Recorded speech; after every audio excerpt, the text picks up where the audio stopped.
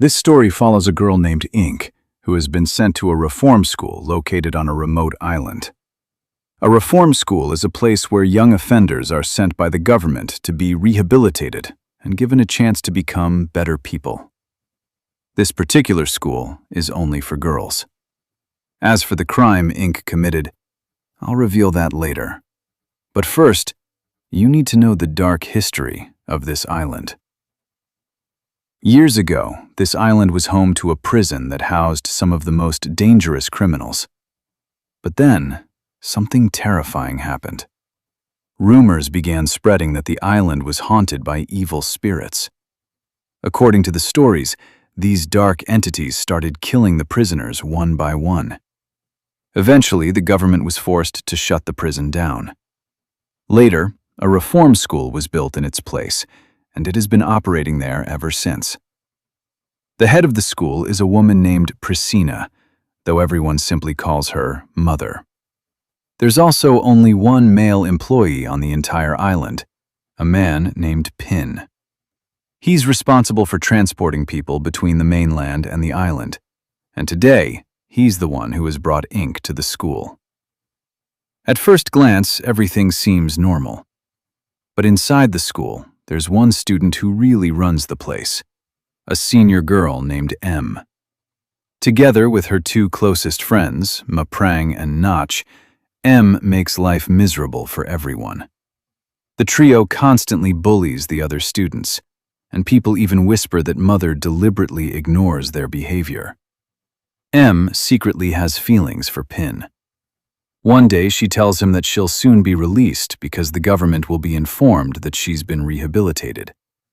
"But until I leave," she says confidently, "I'll continue ruling this place." M spends most of her time tormenting the other girls, and now that Ink has arrived, she immediately becomes their newest target. Before Ink settles in, Mother warns her to follow every rule and regulation of the school. "If you don't," she says sternly, "things won't end well for you." Meanwhile, Mother informs Pin that a powerful storm has struck the area. Since travel is impossible, he'll have to stay on the island for a few weeks. She arranges for him to stay in the lighthouse, and Pin reluctantly agrees. M and her friends are assigned to show Ink to her room, but instead of welcoming her, they mock her the entire time. Day after day, they find new ways to harass and humiliate her. Ink does her best to ignore them, hoping they'll eventually get bored and stop. But they never do. The bullying only gets worse.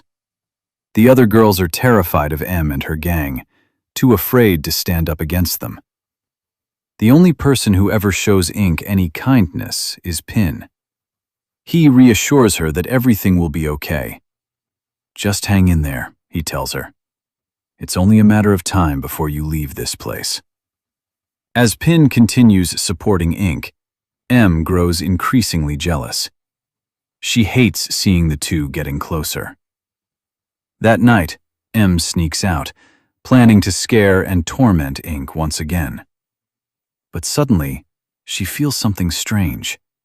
A presence. Someone or something seems to be standing behind her. She turns around, convinced that one of the girls is trying to frighten her. Slowly, she walks toward the darkness to investigate. But there's no one there. Then, without warning, an unseen force violently shoves her from behind. M crashes to the ground. Panicked, she spins around and looks into the darkness. But there's nobody there. Only silence, and the feeling that something evil is watching her from the shadows. The next day, M and her friends became convinced that Ink was behind everything. They believe she was the one who pushed him, fueled by anger. They start harassing Ink even more. But among the girls, there's one named Ploy, who comes from the same village as Ink. She tries to reason with them, telling them that Ink could never do something like that. According to Ploy, Ink had gone to sleep early that night and wasn't even around when it happened. However, M and her friends refused to listen. They even start picking on Ploy for defending her. To Ink, Ploy is the only person who treats her like a real friend, and that means a lot to her. Ploy comforts Ink and tells her not to take their cruelty to heart. "These girls are always like this," she says. "They enjoy making other people miserable. Just ignore them." But ignoring them isn't easy. A little later, the bullying starts again. This time, M goes too far. She grabs a pair of scissors and cuts off Ink's hair. Ink breaks down in tears, but M doesn't care in the slightest. That night, everyone eventually falls asleep. M is sitting alone, brushing her hair, when she suddenly hears a strange voice. Then something terrifying appears right in front of her. A witch. Yes, you heard that right. A terrifying witch materializes out of nowhere and violently rips out chunks of M's hair. M screams in absolute terror. The other girls wake up and rush over, but by the time they arrive, the witch has completely vanished.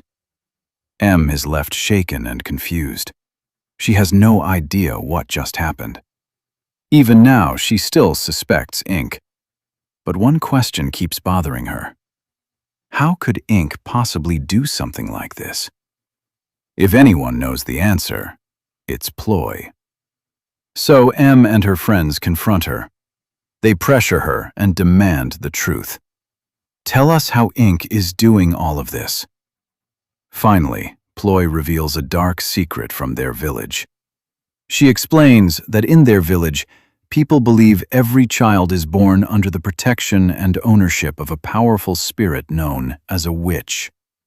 To free a child from that spirit's claim, a special ritual must be performed shortly after birth. Once the ritual is completed, the witch's bond with the child is broken. But if the ritual is never performed, the witch remains connected to that child for life. And anyone who tries to harm that child, the witch makes them suffer before killing them. Ploy tells them that every child in the village went through this ritual. She did. Everyone else did. But Ink never got that chance. Ink is an orphan. Her father died before she was born, and her mother passed away during childbirth. With no one left to care for her, the villagers sent her to an orphanage. Because of that, the ritual was never performed, which means the witch is still bound to Ink. According to Ploy, that witch has become Ink's guardian, a terrifying godmother who watches over her at all times, and anyone who hurts Ink will eventually face the witch's wrath. Ploy desperately tries to warn M and her friends, but they refuse to believe such a story. To them, the idea of a witch protecting someone sounds completely ridiculous. As far as they're concerned, Ink still needs to be taught a lesson. So, determined to punish her, they head straight to Mother and prepare to make their next move. Ink tells Mother everything, explaining how the mysterious spirit has been tormenting the other girls. In response, Mother publicly punishes Ink in front of everyone. Once the punishment is over, the girls go to sleep. Late that night, Mother walks through the school grounds, checking on everything as usual. But suddenly, she feels a chilling presence behind her. A dark shadow slowly approaches, and moments later, she comes face to face with the witch herself, the one known as Ink's godmother. Terrified, Mother screams for help. Her scream wakes everyone up. After hearing what happened, M becomes furious with Ink. Convinced that Ink is the source of all their problems, M and her friends decide to teach her a lesson. They trick Ink into following them into the forest, where they lock her inside an old, abandoned well. Mocking her, they tell her that if she wants to get out, she should ask her godmother to rescue her. After that, they return to the school and lie to everyone, claiming that Ink has run away. They are certain that nobody will ever think to search for her inside the well. Meanwhile, deep inside the dark well, the witch finally appears before Ink. She comforts her and tells her that everyone has been treating her horribly. Then she offers a terrifying solution. "Just say the word," the witch tells her, "and I'll kill them all." Filled with anger and pain, Ink finally decides that she wants revenge.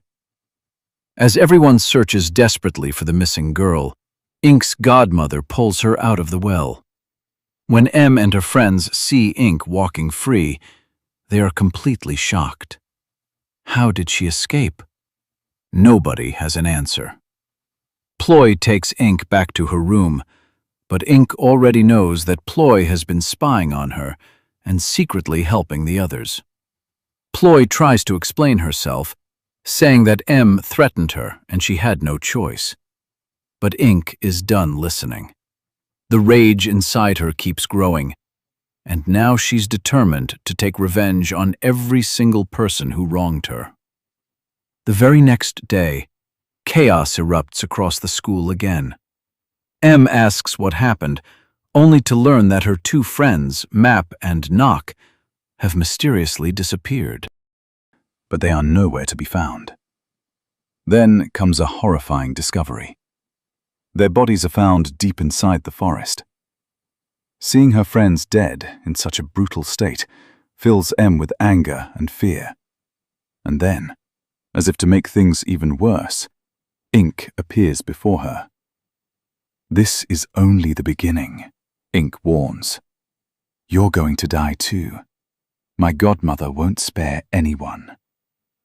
Em is furious, but there is little she can do. Soon, news of the murders spread throughout the entire school, eventually reaching Mother. Since Mother herself saw the witch that night, she realizes the danger is real. She decides that Ink cannot stay there any longer. Mother orders Pin to take Ink away from the school that very night. But before Ink leaves, Mother wants answers. She wants to know what terrible thing happened in Ink's past that caused her to be sent to this place in the first place. And while Mother begins searching for the truth, an even darker mystery is about to unfold. At the same time, Em and the other girls are desperate to find out what Ink actually did. Soon, the truth comes out. Back at the orphanage where Ink used to live, there were several people who constantly bullied and tormented her. Then one day, all of them were found dead. Everyone believed Ink was responsible, but Ink insists that she didn't kill them. According to her, it was her godmother who did it.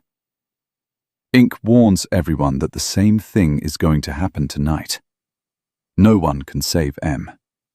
Every person who ever hurts her will die before the night is over. When Em hears this, she completely panics. She has no idea what to do. Every girl in the school is terrified. Desperate for help, Em goes to Pin and begs him to save her. But Pin reminds her that everything happening right now is the result of her own actions. "Why did you bully her so much?" he asks. "If you had left her alone, none of this would have happened." That raises another question. Why did Em do all of this in the first place? Em remembers the day she first arrived at the school.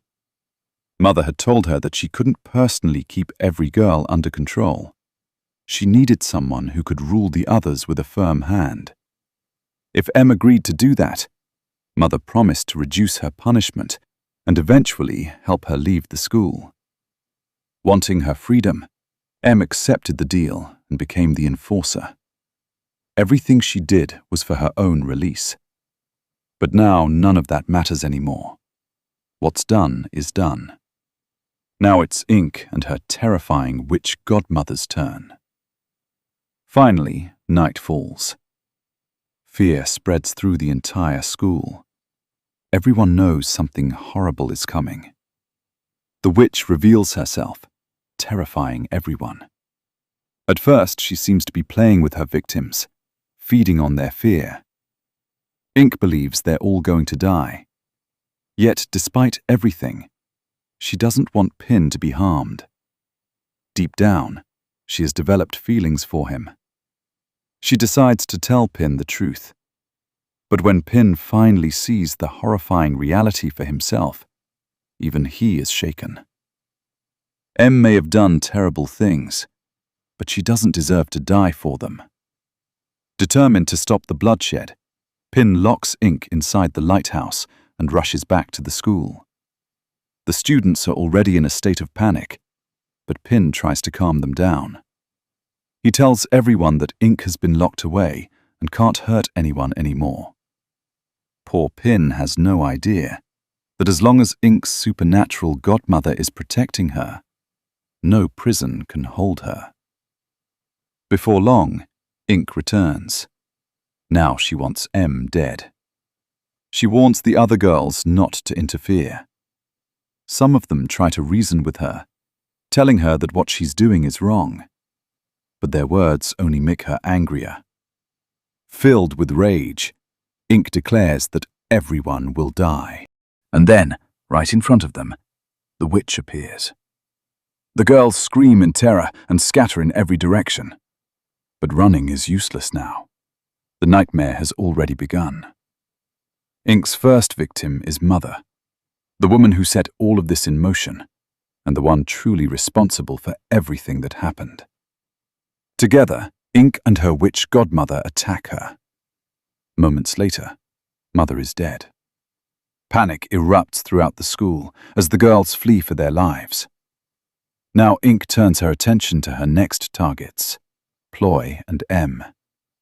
She launches a brutal attack on both of them, and just before Ploy can suffer the same fate as the others, the nightmare takes an even darker turn. At that moment, Em manages to save herself, but a brutal fight breaks out between her and Ink. As they struggle and shove each other, both of them end up falling off the rooftop. By morning, Em realizes something terrifying. If she wants to survive, she may have no choice but to kill Ink.